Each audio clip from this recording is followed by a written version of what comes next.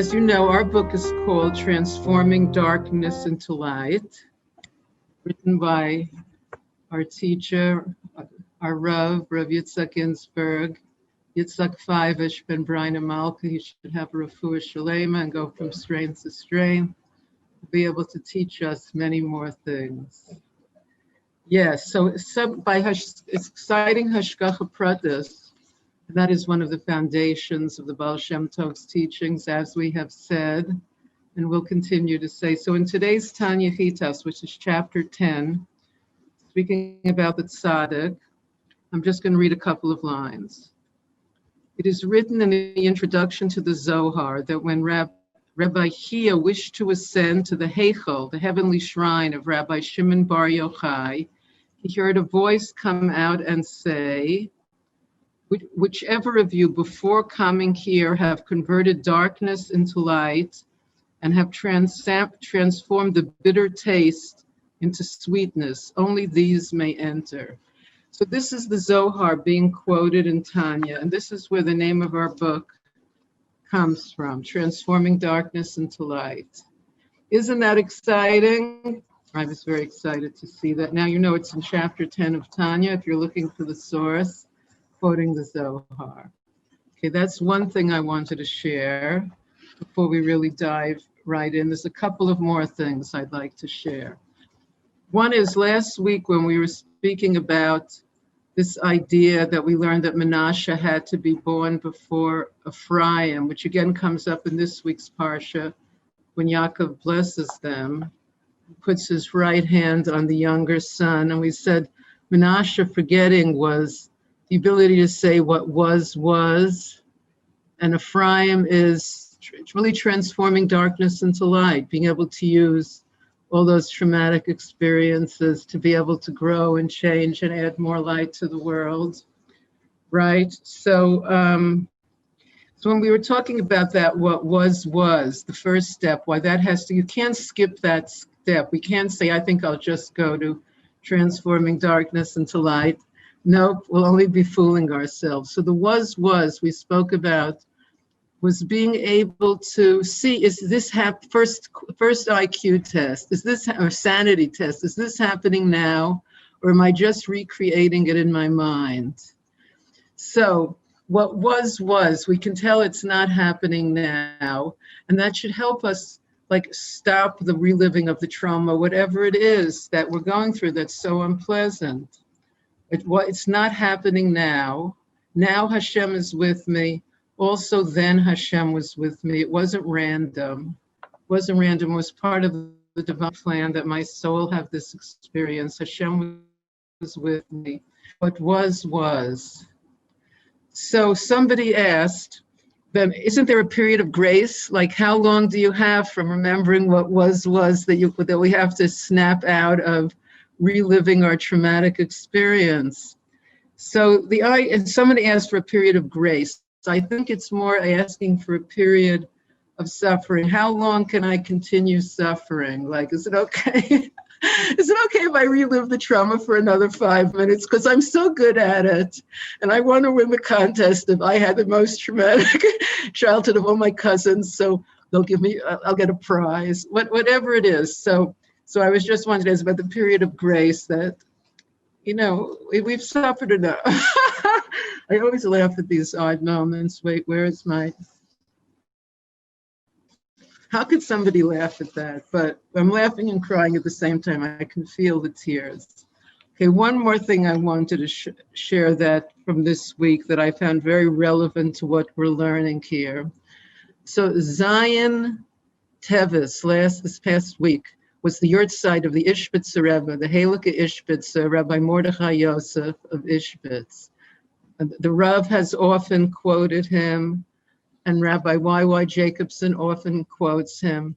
And on the yurtzeit, I left a message for Rabbi Jacobson, which was the teaching of the Ishbitz? What was your favorite teaching of the Ishbitzer? And he left me a voice message. He mentioned a couple, but he mentioned particularly a quote Moshe is saying to the Jewish people in Parshas Akev, Mamrim hayitem im Hashem.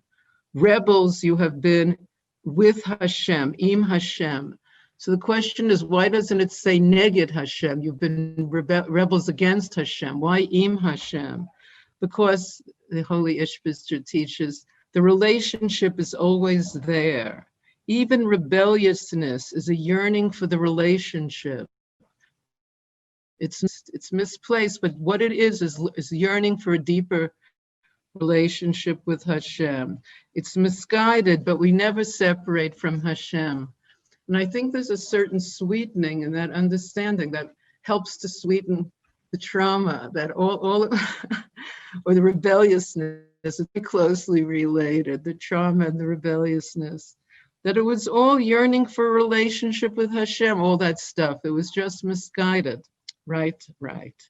Okay, so those are some of the exciting things I wanted to share. So now we're going to quickly review the Continuum of Morality, the last chapter we finished last week, the last subchapter, and then we're going to go on to the very last subchapter in this chapter 7, and hopefully we're going to start chapter 8.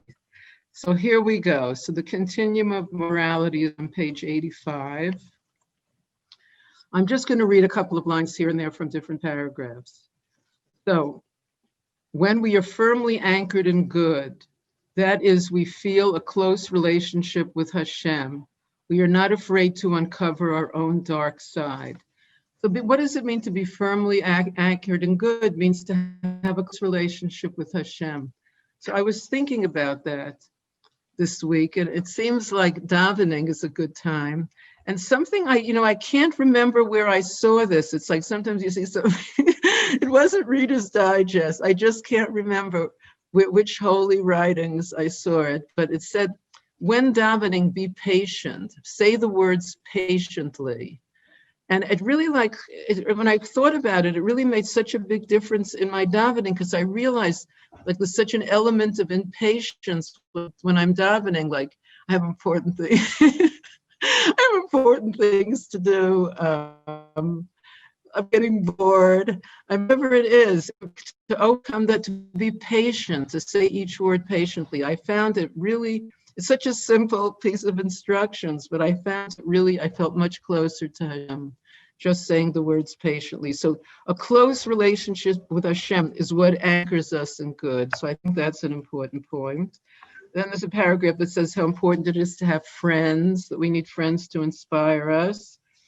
And they're all continuing on 85, the third paragraph. The animal soul, the baser aspect of human nature, pulls us relentlessly toward the pole of evil, away from consciousness of Hashem, while our divine soul pulls us towards the pole of good. So this is going on. Like every time we're being pulled away from consciousness of Hashem, which means all the time we don't remember Hashem. We don't remember that we're in Hashem's presence. That's the animal soul pulling us. And then we have the divine soul pulling us and wake up, we're in Hashem's presence. So this battle is going on. And I mentioned last week about my friend, Sarah Nakshan's 106-year-old friend, who said the battle goes on with the animal soul and the divine soul, that every morning when she wakes up, her animal soul says, stay in bed, you're tired, you're 106 years old. And her divine soul says, get up, go to the senior center, otherwise you'll miss your Torah lesson and your exercise class. And it's a battle. And isn't that great that she's going to an exercise class at 106? Don't you find that inspiring? Yes. So, so this idea, this battle is always going on. And our success is giving the divine soul precedence over the animal soul. It's a lifetime, it never ends. We have to keep on recognizing the war and deciding which side we're on. Now we're turning the page, and we spoke about the 4 sages who went into the Pardes and what happened to them. So Ben Azai, so they were transcendent realms of divine consciousness is what they went into. And they were trying to separate good from evil, rectify the moral continuum. So Ben Azai died, Ben Zoma went crazy, Elisha ben Avuya Achar became an Apikoros, a heretic, and only Rabbi Akiva went in and came out sane and healthy and close to Hashem. So they say that Ben Azai and Ben Zoma, who died and went crazy, we're trying to do it intellectually, like it's like, why did this happen? We've seen people drive themselves, but we've driven ourselves crazy. Why did this happen? Why? Why did this happen to me? Why did this happen to the Jewish people? It's not an intellectual question. We just have human logic. We can't really grasp divine intelligence. We don't know. So to say why? God forbid. These were great sages. One died and one went crazy. So we know we can drive ourselves crazy. So Acher, Elisha ben Avuya, became an Epicurus, the top of 87. And it says at the bottom of that paragraph that, it says that paragraph, he was dealing directly with evil and neglected to first anchor himself in good. And he came to deny Hashgacha Pratis and became a heretic, an Epicurus. So it's very interesting how belief in Hashgacha Pratis, which was the foundation stone of the Baal Shem Tov's teaching, is so important to our believing in Hashem. Like it's very, very connected. So by his belief, so what's the opposite of Hashgacha Pratis? Is random. Like it's all random. Everything that's happened to me is just random. It's not. It's not really such a secure feeling. Thinking that everything is. It's like kind of we're out here. But if everything is Hashgacha Pratis, it means Hashem is here in the smallest detail of the circumstances of our life. So that's where Elisha ben Avuya went away. Now, Rabbi Akiva. It says, the second paragraph in 87, in contrast, Rabbi Akiva sought to rectify the sin of Adam by emphasizing the good and overcoming evil indirectly. So emphasizing the good was the way he wanted to overcome evil. Very Hasidic, to look at the good. We spoke about looking at the good in people brings out the good in them, and the opposite, chas v'shalom. So emphasizing the good, that's what he did. And it says, we know he died this terrible death, but evil did not, the bottom three lines, the evil did not challenge his faith. Rather, his faith and love of Hashem were so strong that he was able to feel close to Hashem even while being tortured to death. It's very heavy, he was able to stay close to Hashem. So it's a good, it's a good ruler. We could measure ourselves. Let's make l'chaim that Hashem should save all of us. No Jewish person should be tortured to death ever again. No one should be tortured to death. Nothing, no sentient beings. It should be goodness and mercy all the days of our life.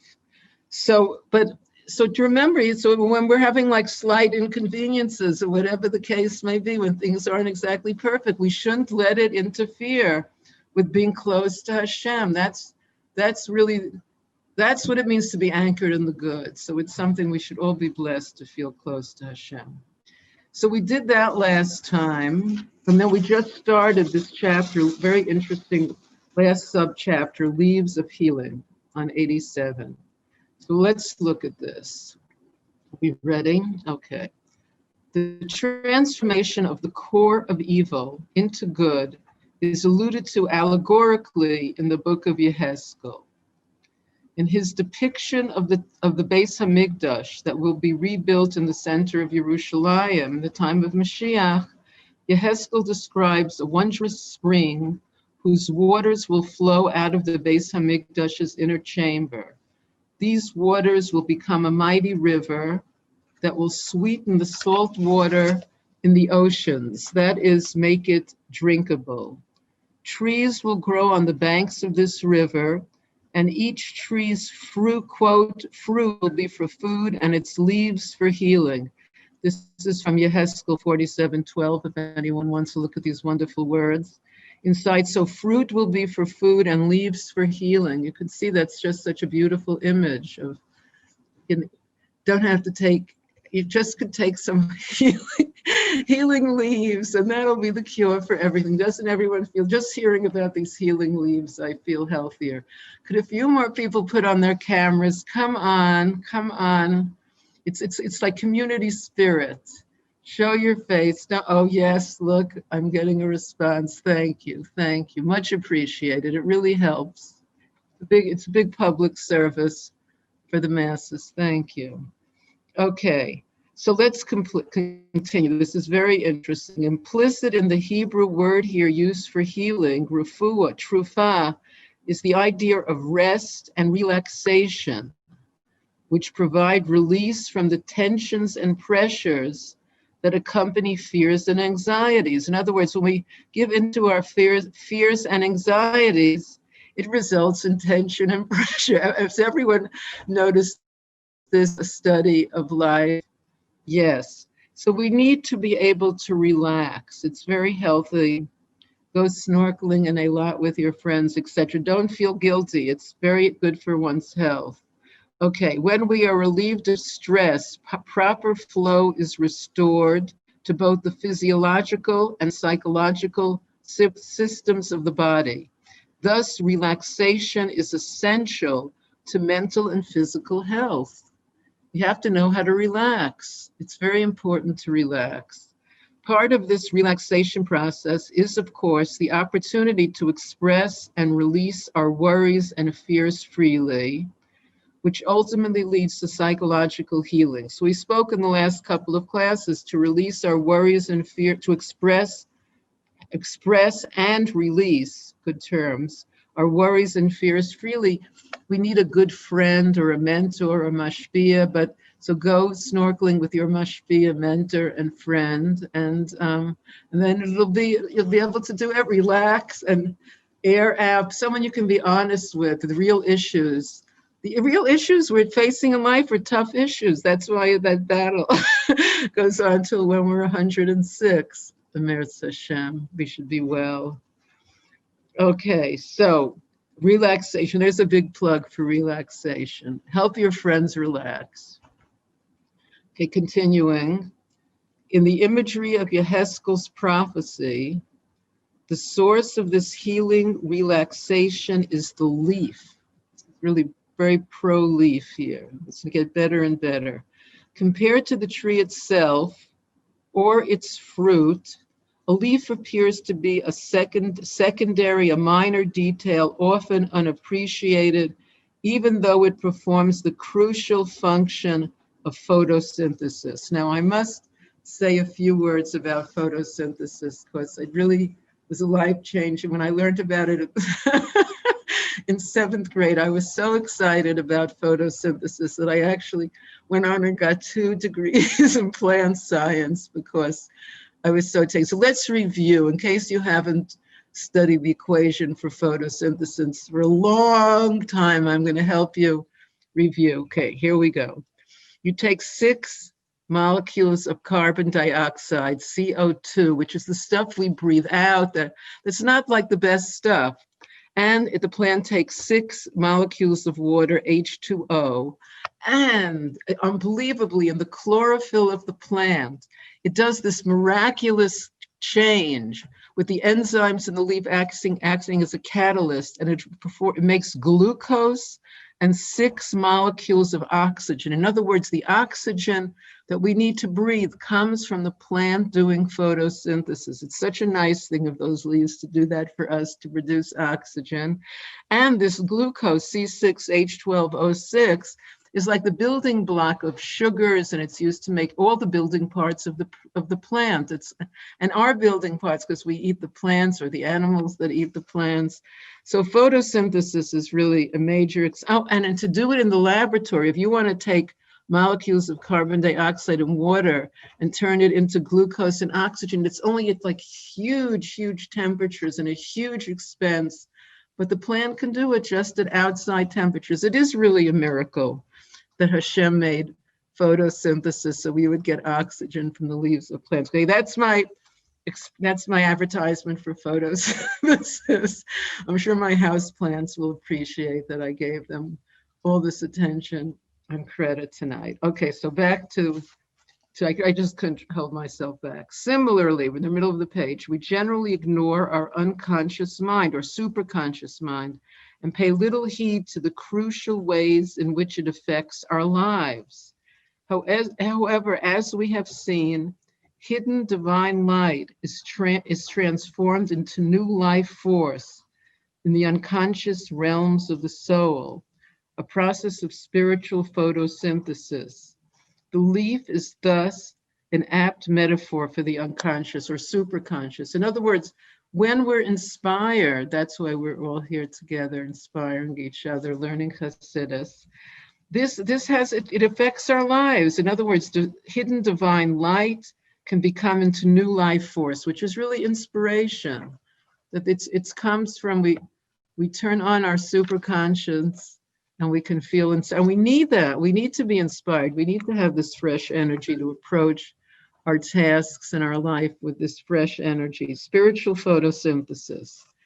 Okay, let's continue towards the bottom paragraph on 88. The leaf, the unconscious, holds the key to the ultimate healing of the psyche. Today, through photosynthesis, the leaf produces food, carbohydrates. In the future, the leaf itself will become edible, like fruit. So this is in Mashiach times. The leaves, these healing leaves are going to become edible.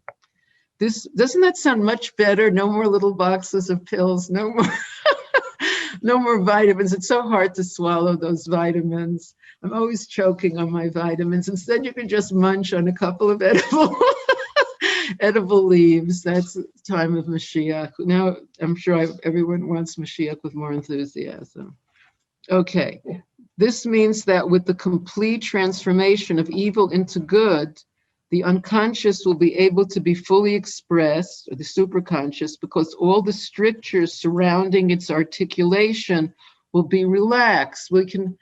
We'll be free to really speak from the bottom of our hearts, to be honest about who we are and where we're holding. It's like such a relief not having to hold all of that back because of our self-image or whatever it is. But this is a vision of Mashiach times, and we want to have a taste of it now. Let's make a l'chaim for a taste of Mashiach now.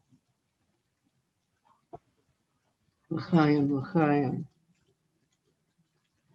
Let me just stare at the people for a moment. Let's see, it's much, no, I really appreciate that. Oh, look at that. There's Olivia by the sea. Oh, this is so exciting. I don't want to, and we shouldn't get too distracted too easily, but all right. I appreciate people wherever you're listening. It's much appreciated. Okay. So, okay, the bottom line here on page 88, the beginning of the book of Tehillim, Psalms, makes use of similar imagery. So here's a quote on the top of 89. It's like the first 3 lines of the very first chapter of Tehillim. Ashrei, happy is the person who has not followed the advice of the evil ones. Those are the ones that tell the 106-year-old lady, you're tired, you're 106, stay in bed. So happy is the person who hasn't listened, but rather desires only Hashem's Torah. He shall be like a tree planted beside streams of water, which yields its fruit in the proper season, whose leaves never wilt, and whatever he does will prosper. It's so beautiful. A tree planted beside streams of water. So to continue, here a good person is likened to a tree planted beside life-giving water. Good person is like a tree next to life-giving water. The leaf that does not wilt is his unconscious, which he has sweetened through articulation. Remember, articulation is the sweetening is the third step, but the sweetening has to come after the hachna'ah and the havdalah, which it's going to say now. But the sweetening is to be able to talk honestly with a friend. He has accomplished this after going through the phases of submission. That's hachna'ah, not following the advice of the evil ones. Like we can't skip that step. It's quite unfortunate. Couldn't I listen to the evil ones a little bit? No, we have to give it up. We have to give it up listening to the Yetzer Hara. It's hard. We can't swim of it. It's like what was. We can't skip that step. So that's hachna'ah. That's I think a very interesting. And then that's one of the, now I can see why it's translated as submission. It's very hard to get the right translation of hachna'ah, Baal Shem Tov's 3-step process of psychological and spiritual health. But if you think of the submission as not giving in, that making the animal soul submit, making the animal soul submit, hachna'ah. And then separation, which is desiring and learning Hashem's Torah, which means I'm not going to identify with my animal soul. It has its opinion. I have to hear it. I have to be honest. This is what it wants to do, but I don't have to do what it wants to do. Isn't that a great idea? I don't have to do what it wants. I don't have to do, because people think that they have to, especially Western culture is saying, pride, be proud of what your animal soul tells you to do. So we're saying people don't even know that they don't have to do it. It's like not politically correct. The animal souls have taken over. So to say, don't listen to your animal soul, the police may come and take me away. Chas v'shalom. I shouldn't even make a joke like that. Okay. Even though I make a lot of weird jokes.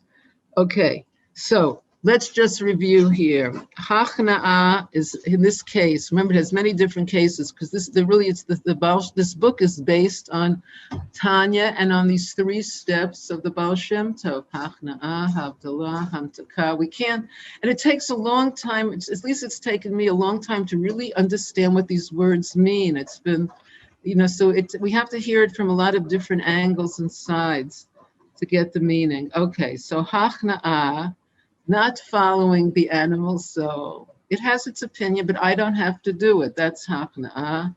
Havdalah, separation, is I can separate. I think I'll do my chitas instead. The Rebbe emphasized so much doing chitas, doing the Chumash and the Tanya and the Tehillim of the day, because to keep up in chitas it's a lot of work. So that means at least part of the day.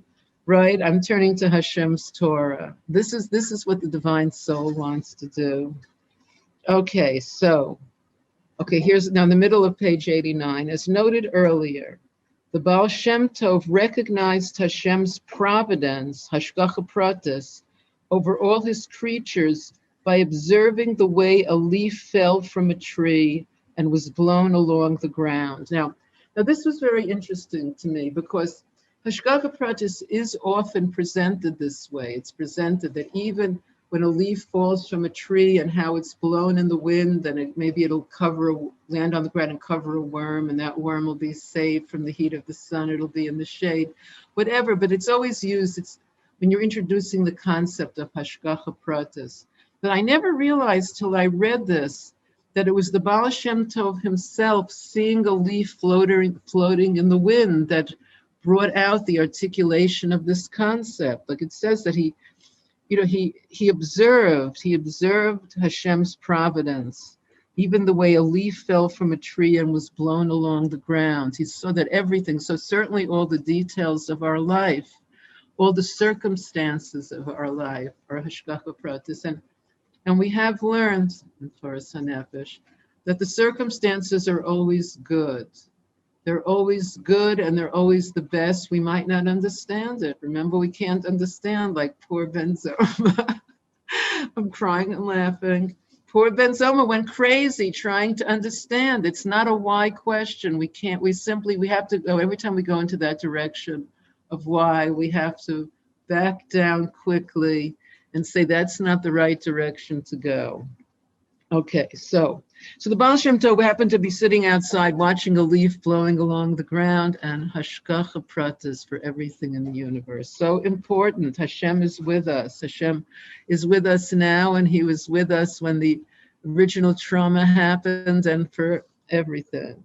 By taking note of a seemingly insignificant factor in the great scheme of creation, the Baal Shem Tov discerned the truth that was to serve as the cornerstone of his theological system. The cornerstone of his theological system is Hashgacha pratis. So we see how important it is, Hashgacha pratis. It's like we have to, they say there's a lot of, you get more of a Hashgacha pratis when you live in Eretz Yisrael, and there's just a ton in Yerushalayim. So we have to appreciate, wherever we are, we have to appreciate Hashgacha pratis. Okay, so the cornerstone of the Baal Shem Tov system is Hashgacha pratis. So we're so lucky to know about it. Because again, the opposite is random, and that's like Baal Peor, the idol that was so popular in the time of Moshe Rabbeinu. Randomness, to worship randomness, that just, it was all a big mistake. Chas v'shalom. Okay, so now we're on the last paragraph of chapter 7, again, which is called Positive Reinterpretation and Inner Transformation. So positive reinterpretation, such an interesting subject. Okay, let's read the last paragraph. The sages interpret the imagery of the leaf in the verse quoted above to refer to the seemingly mundane conversation of Torah scholars. So that's a quote from Gemara Sukkah 21b, the mundane conversation of Torah scholars, of sages, of tzaddikim, of what the seemingly mundane conversation. Unlike the chatter of the unlettered, the mundane conversation of someone who is filled with the wisdom of Torah is itself a lesson in holy living and considered a subject worthy of study, and thus, quote, never wilts, end quote. So just, if we're lucky enough to be around holy people, if we have an opportunity to spend time in the presence of holy people, day to day, even their mundane conversation has deep meaning. The lessons of life that surface in the mundane conversation of a Torah scholar reflect the way he has rectified his unconscious mind. So I thought that was also rectified his unconscious mind. It's like a requirement for being a tzaddik, for being mashpia. What does it mean? We all have to rectify our unconscious mind, and then our mundane conversation is something of value that can bring light to other people. When we absorb the attitudes expressed in his words, in the words of this sage, we absorb something of his positive, constructive outlook on life. So this is the sage, this is the tzaddik, the Rebbe that we want to spend time with. He's rectified his unconscious mind and therefore has a positive, constructive outlook on life. So I guess we can get your thermometer, your constructive outlook on my thermometer. We all have to know how where we're holding. Do we have a positive, constructive outlook on life? Have we rectified our unconscious mind? Well, that's what it takes, ladies and gentlemen. We have to rectify our unconscious mind. This is why it says in Gemara Sukkah 21b that we can learn so much from the seemingly mundane conversations of Torah scholars. As such, the last sentence, as such as mundane conversation, his leaf, can serve as a source of optimism and healing for those who seek his counsel. So that our words should be a source of optimism and healing for people. Let's make a l'chaim, let's bless each other, that our words should be a source of optimism and healing for people. L'chaim. Yes. And so I want to say a refuah shalema for Rabbi Yitzchak Baivish ben Brian Malka, who's written this wonderful book that we're learning, and this teaches us so much, and we want him to be strong and continue. And we've had the schus to sit with him, and it says in Hallel, in Tehillim, the first paragraph of Hallel, that Hashem has taken me from the dunghill and sat me with the princes of his people. It's a great thing to be with people that have rectified the unconscious mind, and we can absorb their positive, constructive outlook on life. I mean, this is such a, we'll know that make another l'chaim. We really should all be able to find people like that and inspire other people in that way to life. Okay, so it's hard to believe that we've really finished another chapter. Get a blank page here for 90, and we're up to 91. We're starting a brand new chapter, which is very interesting and a bit different, chapter 8. It's the Kabbalah approach to psychology versus conventional psychology. So the Hasidic let's say the Hasidic and Kabbalah approach to psychology versus conventional psychology. This makes it very clear. In case anyone asks you, here is the answer. So let's start this chapter, and we'll see. We have about another 9 minutes. Let's see how far we can get for all who have our book. Okay, great. Let me just look at the people one more time. Yes, look. This is very important when you're having a Zoom for bring-in. You have to see the people. This is such beautiful people. I'm really so lucky to have all of these lovely people here. I'm such a lucky girl. Okay, so basic similarities and differences. We are taught that the Torah is Hashem's blueprint for creation. That is, when Hashem created the world according to the way that Hashem created the world according to the way the world is described in the Torah. I remember when I first heard this idea, like Torah is the blueprint for the world, and Hashem looked at the Torah and created the world. It's kind of a mind-blowing concept. This means, if you're wondering what this means, that the Torah implicitly contains the deepest and most precise understanding of all aspects of reality. So hold that thought, that the Torah contains the deepest and most precise understanding of all aspects of reality. However, not all of this depth is explicit. Uncovering the Torah's truths is an ongoing process that Hashem has given us to complete. So we're in the midst of an ongoing process. This process occurs in two directions. Now, this is so interesting. On the one hand, we continuously mine the Torah's text and oral traditions for deeper and deeper insights. We mine the Torah on the one hand, we mine the Torah for deeper and deeper insights. On the other hand, we amass empirical data from the observable world and form theories to explain our findings. Empirical data, like scientific data or psychological data. We observe reality. So we absorb data from reality, and we form theories to explain our findings. In order to arrive at a true picture of reality, we see how our empirical findings compare with our understanding of the Torah, or vice versa. Okay.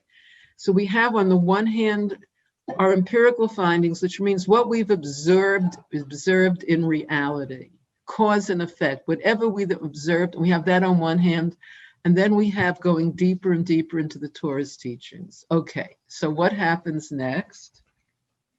If we confront an apparent discrepancy, this encourages us to seek an explanation. Now, isn't that interesting? If we see a discrepancy between our observations of the world and something it says in Torah, we should look for an explanation. I remember learning the Torah is, remember Y.Y. Jacobs saying the Torah is not afraid of questions. I found that very reassuring. I mean, teachers have to accept questions, and maybe, a teacher might not know the answer now, but the teacher has, okay, so it's not the worst thing in the world. The teacher can also look for answers, but the Torah is not afraid of questions. I think that's such an important concept.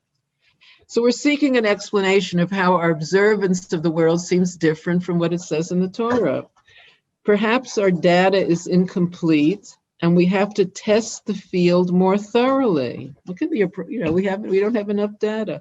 Or perhaps we have to find a deeper level of understanding in the Torah that will encompass our empirical findings. So that's a deeper level of understanding.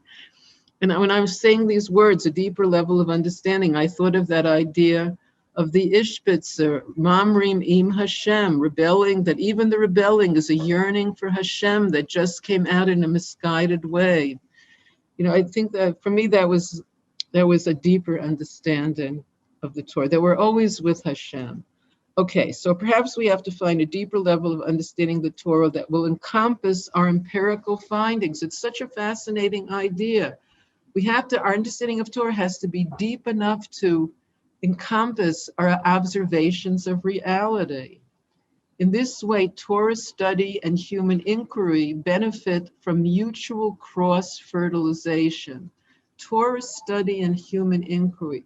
So it's all, because it's all very exciting when Hashem is in the picture, in Rav Yitzchak's schools in Yerushalayim, and the high school, the elementary schools, and the high schools, all secular subjects are taught this way. It's like so important to teach secular subjects.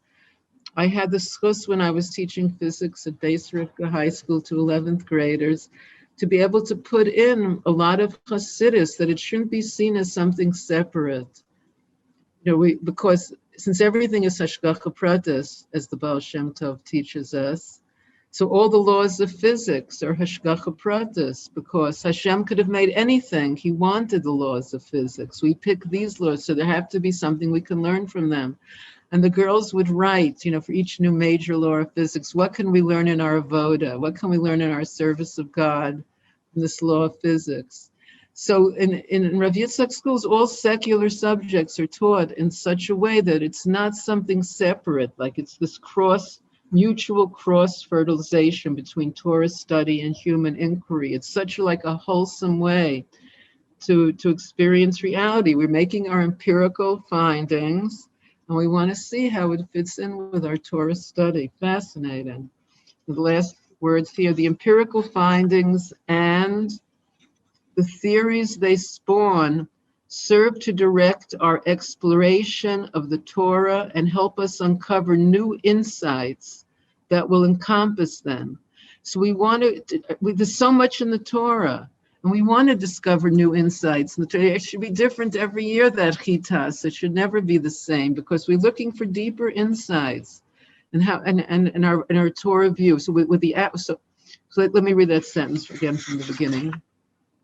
In this way, Torah, going back to the bottom of 91, in this way, Torah study and human inquiry benefit from mutual cross-fertilization. The empirical findings and the theories they spawn, science, serve to direct our exploration of the Torah and help us uncover new insights that will encompass them, while the absolute precision of the Torah's worldview directs our interpretation of our empirical findings. To the absolute precision of the Torah's worldview. Remember, Hashem looked into the Torah to create the world. So the absolute precision of the Torah's worldview directs our interpretation of our empirical findings. So it's a fascinating approach.